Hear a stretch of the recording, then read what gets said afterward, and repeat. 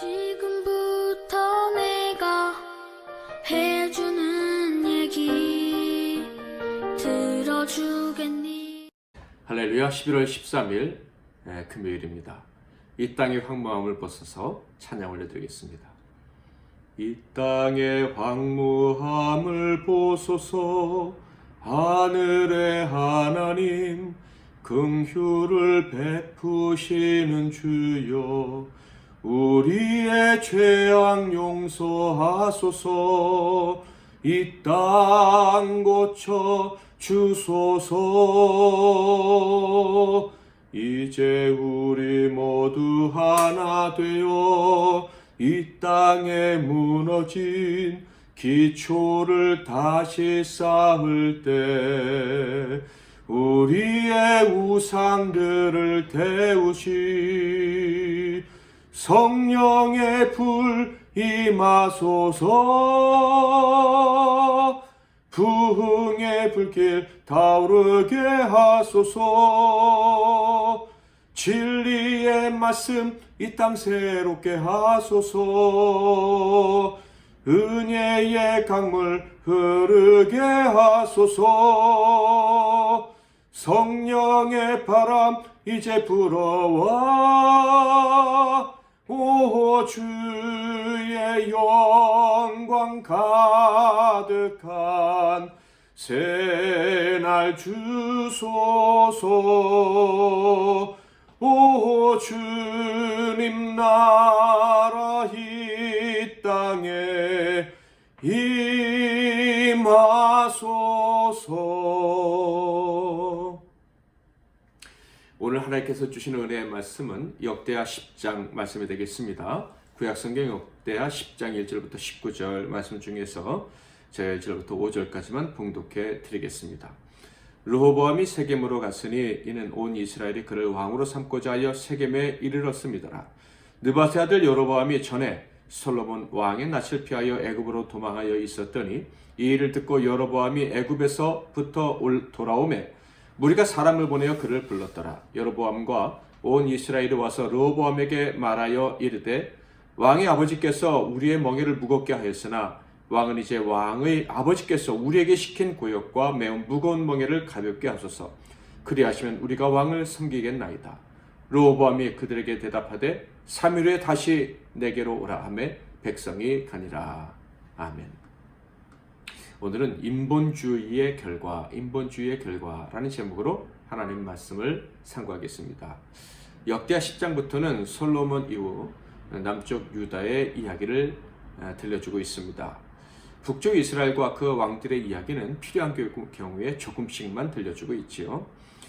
왜 남쪽 유다를 중심으로 기록되어져 있느냐면 첫 번째로는 포로 생활을 하다가 귀국한 대부분의 사람들은 다 남쪽 유다 사람들이었기 때문에 그렇습니다. 두 번째로는 하나님이 인정하신 왕조는 바로 남쪽 유다 왕조밖에 없었기 때문입니다.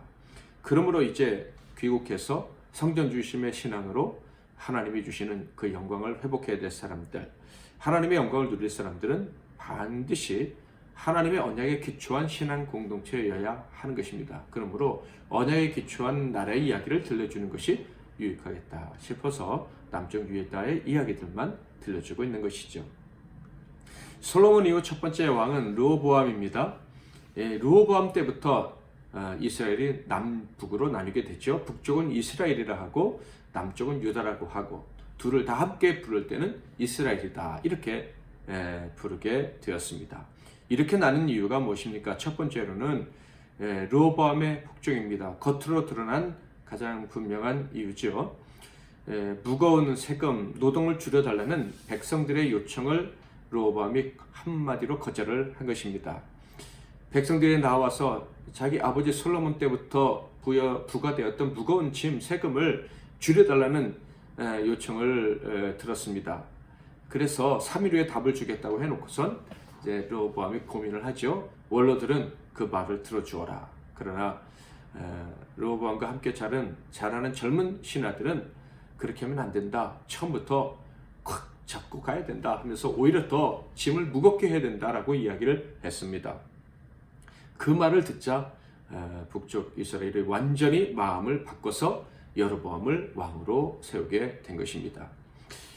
더 중요한 이유들이 있습니다. 바로 내적 이유입니다. 바로 인본주의라는 것이에요. 솔로몬 때부터의 범죄 때문입니다. 열왕기상 11장 33절 34절을 보면 이렇게 되어 있습니다. 이는 그들이 나를 버리고 시돈 사람의 여신 아스다롯과 모압의 신 그모스와 암몬 자손의 신 밀곰을 경배하며 그의 아버지 다윗이 행함 같지 아니하여 내 길로 행하지 아니하며 나보기에 정직한 일과 내 법 또한 내 율례를 행하지 아니함이니라. 그러나 내가 택한 내 종 다윗이 내 명령과 내 법도를 지켰으므로 그를 위하여 솔로몬의 생전에는 온 나라를 그의 손에서 빼앗지 아니하고 주관하게 하려니와. 솔로몬 때부터 우상 숭배하기 시작했습니다. 특히 솔로몬의 말년에 솔로몬이 성경 중심의 신앙, 언약 중심의 신앙을 버렸습니다. 그래서 하나님이 나라를 둘로 가르기로 작정을 하셨던 것입니다. 또한 이 백성들도 마찬가지로 죄를 범했죠. 그들은 왕의 권위가 인민에서부터 나온다, 백성들로부터 나온다라는 이 세속주의적인 생각, 요즘 민주주의에서 갖는 생각과 같은 것이라고 할 수도 있겠는데요. 그런 생각을 갖게 된 거예요. 1절을 볼까요? 르호보암이 세겜으로 갔으니 이는 온 이스라엘이 그를 왕으로 삼고자 하여 세겜에 이르렀음이더라. 지금 누가 누구를 왕으로 삼는다고요? 온 이스라엘이 르호보암을 왕으로 삼으려고 그를 불렀답니다. 여러분, 근데 왕은 누가 세우는 것입니까? 세상 나라는 몰라도 하나님 나라는요, 왕은 하나님이 세우시는 거예요. 이스라엘은 신정국가인데 다윗이 그 신정국가를 세우기 위해서 얼마나 애를 썼는데 지금 백성들은 그 신정국가라는 것을 부인하고 있습니다. 우리의 나라고 그러므로 우리가 왕을 뽑는다, 이런 생각을 하고 있는 거예요. 교회 안의 민주주의가 참 위험하다는 것이 이것입니다. 신본주의로 다스려져야 되는데 목사도 사람이 뽑고 또 뭐 장로 집사도 우리가 뽑고 우리가 월급 주고 우리가 살해주고 우리가 직분을 준다 해서 마치 이 교회 안에 있는 직분들도 권위가 사람에게부터 나온다, 이 민주주의를 따르는 것이 아주 성경적인 것처럼 착각하는 사람들이 있습니다. 그래서 교회는 타락을 하게 되는 거예요. 불순종하고 교만해지는 거죠. 선거운동이 당연한 것처럼 여겨지는 것, 이것은 하나님 앞에서 무서운 죄입니다. 그들은 스스로 왕을 세울 수 있다고 생각하고 여로보암도 부릅니다. 르호보암이 마음에 들지 않으면 여로보암을 왕으로 세우겠다라는 이런 망령된 생각을 하고 있었던 거예요. 그러니까 결국 솔로몬의 인본주의 그리고 백성들의 인본주의가 나라를 둘로 가르게 만들었다 하는 것입니다. 2절 3절을 볼까요? 느바스의 아들 여로보암이 전에 솔로몬 왕의 낯을 피하여 애굽으로 도망하여 있었더니 이 일을 듣고 여로보암이 애굽에서부터 돌아오매 무리가 사람을 보내어 그를 불렀더라. 여로보암과 온 이스라엘이 와서 르호보암에게 말하여 이르되. 열왕기상 11장에 보면요, 여로보암은 에브라임 족속이라 이렇게 돼 있어요. 다윗 자손이 아니죠. 왕이 될 자격이 있는 사람이 아닙니다. 그러나 이 사람은 참으로 리더십 있는 사람이었습니다. 큰 용서했을 뿐만 아니라 부지런해서 백성들의 감독을 맡았던 사람입니다. 그러다가 그가 교만해졌는지 솔로몬을 대적하게 됩니다. 백성들은 이미 그를 많이 따르고 있었던 것 같아요. 그래서 솔로몬이 그를 잡으려 하자 애굽으로 망명을 했던 것입니다. 그런데 솔로몬이 죽자 돌아왔고 백성들은 그를 리더로 세웠던 것입니다. 여로보암을 앞세운 백성들이 이렇게 요구했어요. 4절, 왕의 아버지께서 우리의 멍에를 무겁게 하였으나 왕은 이제 왕의 아버지께서 우리에게 시킨 고역과 매우 무거운 멍에를 가볍게 하소서. 그리하시면 우리가 왕을 섬기겠나이다. 우리나라 말 성경은 왕의 아버지, 왕은 이제 왕의 아버지 이렇게 되어 있지만 사실은 당신의 아버지 이렇게 원어로 되어 있어요. 그러니까 솔로몬 왕은 솔로몬 왕이라고 부르지 않고 당신의 아버지라고 부르고, 그리고 르호보암은 당신이다 이렇게 부르고 있어요. 그러니까 애초부터 이들은 앞서 말씀드린 것처럼 왕은 자기들이 세운다 이렇게 생각을 하고 있습니다. 게다가 솔로몬이 노역을 많이 시켰다고 말하고 있는데 8장 9절에 보면 이 노예의 일, 힘든 노역은 이스라엘 백성들에게는 해당되지 않는 것입니다. 이스라엘 사람들에게는 그 무거운 일은 시키지 않았다 이렇게 기록되어져 있어요. 그럼에도 불구하고 이들이 심한 노역에서 건져달라 하는 걸 보니까 아마 그들의 노예들 혹은 그들 중에 가난한 사람들이 힘든 일을 했을 것 같고 또 세금을 내는 일이 힘들어서 이렇게 말한 것이 아닐까 하는 생각도 듭니다. 또한 솔로몬이 호화로운 생활을 했으니 상대적인 박탈감도 컸을 것입니다. 또 분명한 것은 왕이 호화로운 생활을 누리면 당연히 백성들은 점점 더 피폐해지게 되어 있어요. 힘든 노역은 안 했을지 모르지만 백성들이 힘들었던 건 사실이었던 것 같습니다. 그래서 그들은 르호보암에게 여기서부터 우리를 구해주지 않으면 우리는 당신을 왕으로 섬기지 않을 것이다 하는 그런 명분을 발견한 거예요. 바로 인본주의에서 나온 명분이었죠. 그런데 이런 인본주의보다 더 큰 이유가 있었습니다. 바로 하나님의 계획입니다. 솔로몬의 타락, 언약을 어기고 언약 중심으로 살지 않은 그 삶에 대한 하나님의 징계로서 여로보암이 준비되어져 있었다 하는 것입니다. 15절을 볼까요? 왕이 이같이 백성의 말을 듣지 아니하였으니 이 일은 하나님께로 말미암아 난 것이라. 여호와께서 전에 실로 사람 아이야로 하여금 느밧의 아들 여로보암에게 이르신 말씀을 응하게 하심이더라. 하나님의 계획 가운데 있었던 거예요. 열왕기상 11장 31절 32절에 좀 더 자세히 나와 있죠. 여로보암에게 이르되 너는 10족을 가지라. 이스라엘의 하나님 여호와의 말씀이 내가 이 나라를 솔로몬의 손에서 찢어 빼앗아 10지파를 내게 주고 오직 내 종 다윗을 위하고 이스라엘 모든 지파 중에서 택한 성읍 예루살렘을 위하여 한 지파를 솔로몬에게 주리니. 하나님의 계획대로 인본주의를 따르는 이스라엘 사람들을 책망하고 심판하시는 하나님의 계획대로 여로보암이 등장했고 결국 나라가 나뉘어졌다 하는 것입니다. 오늘 말씀을 통해서 주시는 교훈이 무엇입니까? 인본주의가 정의의 탈을 뒤집었으면 너무나도 위험하다는 거예요. 하나님의 통치를 받아야 될 사람들이 인본주의가 정의로운 것처럼 생각하고 그것이 가장 최상의 선이라고 생각하고 그 길을 따르면 결국 죄악이 하나님 나라를 분열시키고 하나님 나라를 무너뜨리게 된다는 것입니다. 하나님의 교회를 인간적인 정의감으로 다스려 하지 마시기를 주님의 이름으로 부탁을 드립니다. 교회에 인본주의가 들어온다면 하나님의 말씀, 하나님의 선택, 하나님의 섭리보다 인간의 정의가 더 앞서게 된다면 심각한 분열과 고통을 겪게 될 것입니다.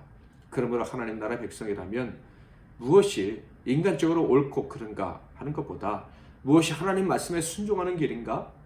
어떤 행동이 하나님의 언약에 기초한 행동인가를 먼저 생각해야 하는 것입니다.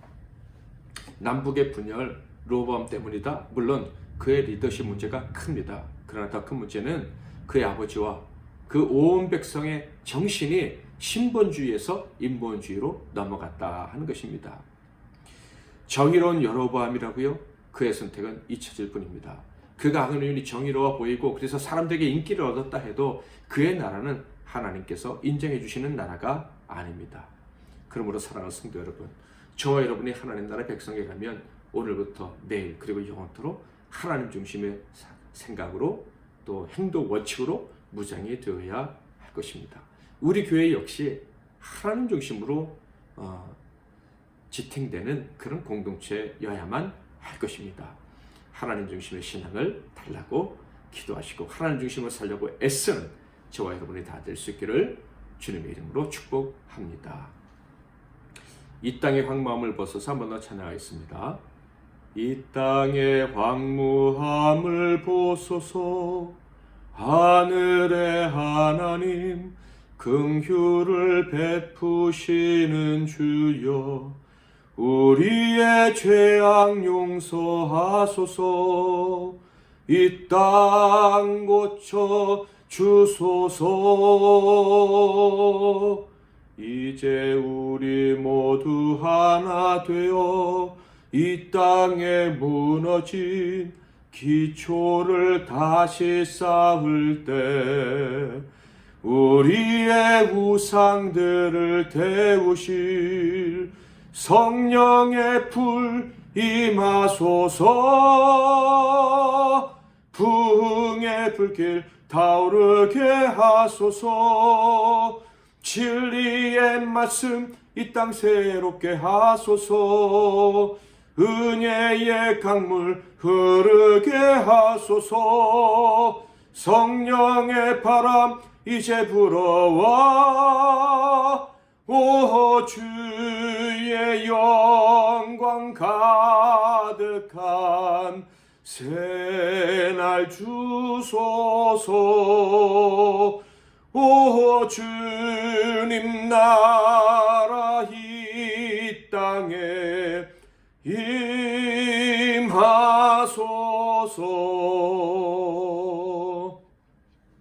아멘. 오늘 여러분에게 주신 기도 제목 있으십니까? 기도하고 싶은 기도의 내용이 있으십니까? 그것을 가지고 기도하시기를 바랍니다. 특별히 말씀 붙잡고 기도하실 때 하나님, 내가 신본주의를 알고 있습니까?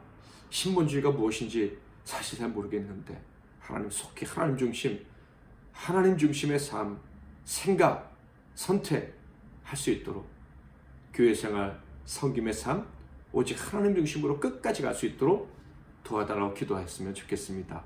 그것이 뭔지 깨닫게 해주시고 그대로 실천할 수 있는 능력을 달라고, 성령님 도와달라고 기도하면 좋겠습니다. 제가 먼저 기도하고 여러분 각자 계속해서 기도하시고 하루를 시작하시기를 바랍니다.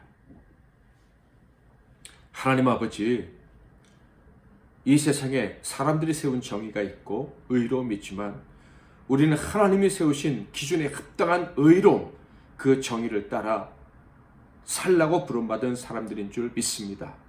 또한 그렇게 살기로 결단하고 하나님 앞에 서 있는 자들입니다. 그럼에도 불구하고 우리는 어느새 나도 모르는 사이에 인간의 정의감에 사로잡혀서 그것을 하나님의 정의로 둔갑시킬 때가 많이 있음을 주님 앞에 고백합니다. 하나님, 간과함나니 때로는 이것이 불합리하게 보이고 옳지 않은 것처럼 보인다 생각될 때에도 하나님께 먼저 물어보고 하나님의 정의를 따라가는 우리 모두가 되게 하옵소서. 예수 그리스도의 이름으로 기도하옵나이다. 아멘.